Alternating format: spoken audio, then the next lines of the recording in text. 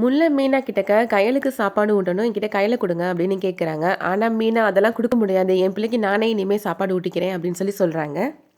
கையில் என்கிட்ட கொடுக்க மாட்டேன் அப்படின்னு சொல்கிற உரிமை உங்களுக்கு கிடையாது மீனா அப்படின்னு சொல்லிட்டு முல்லை கையில் தூக்கிட்டு போயிடுறாங்க.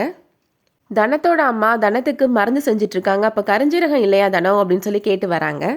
மீனா சொல்கிறாங்க, நான் கடையில் போய் வாங்கிட்டு வரேன், கையில் தூங்கிட்டு இருக்கா பார்த்துக்கோங்க அப்படின்னு சொல்லிட்டு போகிறாங்க. மீனா போன கொஞ்ச நேரத்திலேயே கையல் பாப்பா அழ ஆரம்பிச்சிடுறாங்க.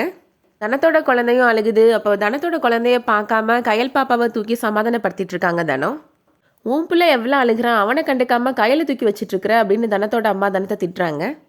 தனத்தோட அண்ணனும் அண்ணையும் வீட்டுக்கு வராங்க. தனத்தோட மகனுக்கு பேர் வைக்கிற ஃபங்க்ஷன் பற்றி பேச வந்திருக்காங்க.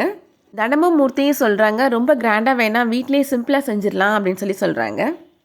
மீனா கடைக்கு போயிட்டு வீட்டுக்கு வர வழியில் அவங்களோட வண்டி ரிப்பேர் ஆயிடுது. அதனால வண்டியை தள்ளிட்டே வந்துட்டுருக்குறாங்க. மீனாவோட அப்பா மீனாவை பார்க்குறாரு. மீனா இப்படி வெயிலில் நடந்து வரதை பார்த்து ரொம்ப வருத்தப்பட்டு பேசுகிறாரு. உனக்கு எதுக்குமா இந்த நிலைமை, நீ ஊன்னு சொன்னேன்னா உன் வீட்டு வாசல் முன்னாடி நாளைக்கே கார் வந்து நிற்கும் அப்படின்னு சொல்கிறாரு. அதோட இன்னையோட எபிசோட் முடியுது. தேங்க்யூ.